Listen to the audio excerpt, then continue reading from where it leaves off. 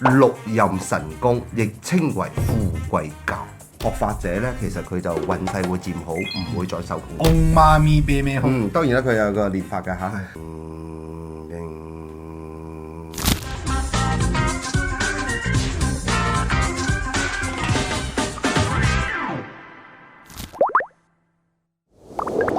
用通靈智慧解人生難題。 ，Hello， 歡迎大家收睇我哋呢一期嘅節目。喂，咁呢一期嘅話題又好正喎，叫公園之零距離。咁啊，公園咧其實係一個人氣比較高嘅位置啦嚇。雖然佢白天啦人氣好多，但係到咗晚黑咧係咪咁多植物啦，而且公園又會關燈關門啦，就會好陰。係咯，所以好似好多靈異事件咧都會發生喺公園嘅，所以今日咧我哋都係有好多觀眾去投稿俾我哋，就講述佢哋嘅靈異事件。咁我哋事不宜遲，一齊去睇下啦。OK， 好，咁啊，第一位投稿人啊，嘉浩啊，31歲，佢話：道長主持人你哋好，我投稿主要係想問。而家我拜師啊！我而家31歲啦，拜師學六壬神功，好事啊！是否來得切啊？我了解到咧，六壬神功可以係強身護體嘅。咁我嘅打算咧係練成六壬神功之後咧，喺公園嗰啲健身團入邊去展示我身強力壯，博取公園美女的好感，或者上親角度俾啲老嘢睇中。我知佢諗咩嘅。你知唔知而家啲公園咧有好多伯爺啊，或者係嗰啲徒手健身嗰啲人咧，會喺嗰度攞住嚿石啊，喺度搬啊、抬啊。我睇抖音就有好多啲60-70歲嘅老人家，又或者7-8歲嗰啲，然後除低件衫，所喺度 show collie，然後咧就喺嗰個單槓嗰度揈嚟揈去咁樣。我睇抖音有呢啲咁嘅。師傅，你先向我哋呢位嘉浩善信，即係簡單介紹下我哋呢個六壬神功係咩嚟㗎啦？六壬神功係一種功法嚟嘅。其實咧可以講話佢亦係叫六壬道法。以前咧係只有皇冠貴族啊，跟住先能學法嘅。後邊咧係因為亂世咧，將佢流入咗民間。咁啊，學法者咧其實佢就運勢會漸好，唔會再受窮，而且係比較窮噶嘛。咁啊，你知道嗰啲咁嘅皇冠貴族嘅人啊，跟住先唔會話去受窮，同埋有一定嘅職位。所以六壬神功、六壬道法，亦稱為富貴教。咁我哋呢位嘉浩善信啦，佢練呢個六壬咧，佢係為咗去公園度 show collie 嘅，係 show 佢嘅神功護體嘅。即係點解你話佢呢個初衷唔啱咧？第一樣嘢嘅話咧，其實我可以再詳細咁去同大家去分享下嘅。咁啊，六壬神功咧，亦係屬於我哋現代人所講嘅一個文科嚟嘅。我哋係以內修為主，唔係話俾你出去 social 嘅一種咁嘅功法嚟嘅。咁我哋喺教義上面都有教導我哋啦。咁啊，要誠心啦、真心啦、端心啦、堅心啦、耐心啦，同埋苦心嘅。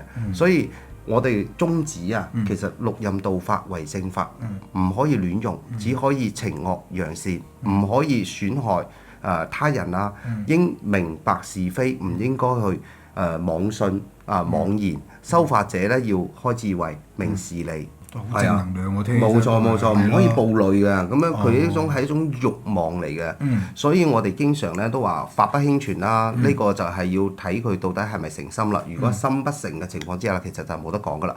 所以我建議呢位咁嘅觀眾啦，都係腳踏實地、老老實實咁做好自己。當然啦，有機會可以跟下我哋去練下一啲早晚行功課經啊，又或者係即係清靜下心靈啦。呢個都等於係可以提升啲修為啦，即係靜下心，唔好成日諗住要去溝女啊，或者係 show collie，即係呢啲浮躁嘅嘢，可能通過一啲六壬嘅文科上嘅學習咧，都應該會有所提高嘅。係啊，咁你冇理由學嚟，或者係你學一啲氣功，你行出街，跟住我心口碎大石又碎㗎係嘛？好啦，咁啊，如果有其他觀眾好似頭先呢位善信咁，係為咗學六壬，然後去 show 嘅，去扮嘢嘅，咁啊要打住啦，唔好有呢種貪念啦。我哋都係為正道嘅，好嘛？係。咁跟住我哋就睇下一個問題啦。OK，下一位係方小姐29歲，係話道長主持人晚好。咁啊，最近呢，佢附近呢個公園嘅草棚啦，或者係嗰個遊樂區，偶然呢會有人睇到幾個着住啲比較舊嘅，可能係民國時期啲衫嘅細路仔喺度玩啊，喺度笑啊。咁啊，當你行近啲去睇嘅時候呢，唰一聲全部唔見晒。但係咧你一轉身準備走啦，你又會聽到佢哋玩嗰啲聲啊。咁啊，老一輩嘅人咧就同佢講呢啲叫做幽靈兒童啊，呢個係咪可以解決嘅咧？首先我哋要明白咩叫幽靈兒童先啦嚇。咁呢樣嘢嘅話，可能好多人可能有少少偏差嘅，因為曾經我哋好多個案例當中有啲善信話，我墮胎先叫幽靈兒童啫嘛，咁樣第二啲唔叫㗎。咁其實唔係咁樣去理解嘅，即係我哋俗稱嘅非正常死亡嘅兒童，即係就叫幽靈兒童，例如一啲自殺啦，又或者被他人殺害㗎啦，係被害㗎，都屬於㗎啦。作為一個小朋友，佢都想佢自己玩得開心㗎，所以佢會可能同現代嘅小朋友其實一齊，只不過你可能見唔到現代嘅小朋友，見到佢而已啫嘛，好正常㗎就係呢個。即係小朋友其實又唔懂咩嘢，咁啊天性就中意玩下，就無論你隔咗幾多時空啦，但係大家都好單純嘅，都喺度。係冇錯冇錯，可能小朋友同小朋友之間喺度玩啫嘛。咁即係唔會對我哋平時去公園啲人造成咩影響嘅。你唔搞佢咪冇事咯？你做咩要去得罪佢啊？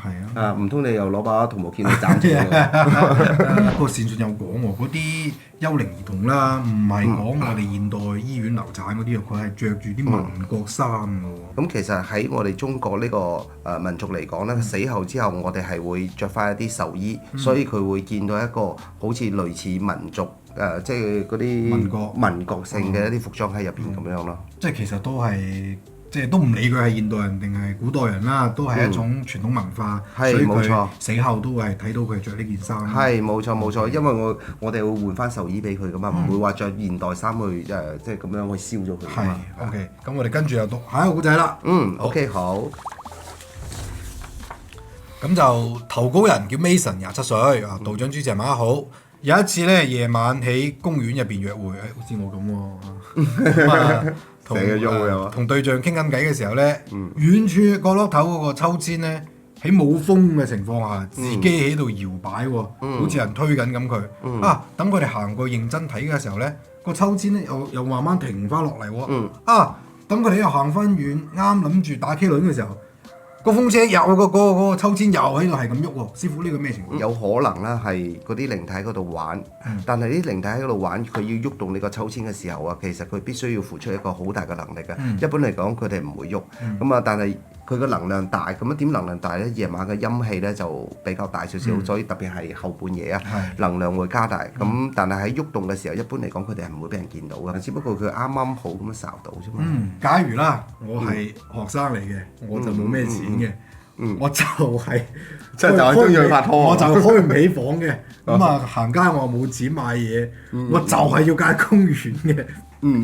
有冇咩符咒或者咒語教下我哋，方便我哋可以免費拍拖咧？我睇見你咁嘅狀況，我係幫大家問嘅，係幫大家問，好誠心咁發問係。咁我教一個係通用咒語咧，又係最實用嘅咒語，就係6字真言：Om Mani Padme Hum。Om Mani Padme Hum。當然啦，佢有個念法㗎嚇。咁呢樣嘢我可以念一次俾大家聽下嘅。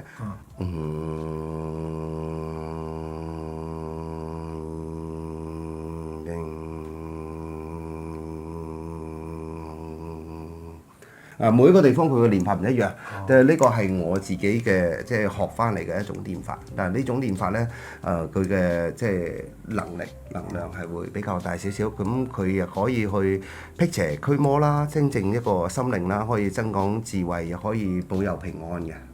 都可以增加你拍拖嘅成功率。咁呢樣嘢嘅話見仁見智啦嚇。咁任何嘅法術咒語都係睇你嘅誠心度，到底去邊度。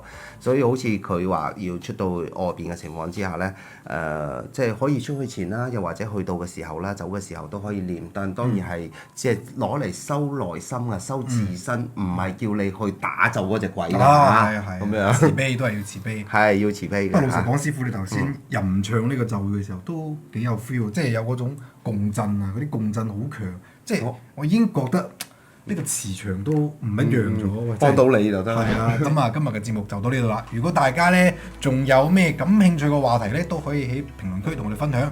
你哋有奇怪嘅靈異事件咧，都可以投稿俾翻我哋。咁記得 follow 翻我哋 channel 啦。我哋下期再見，拜拜。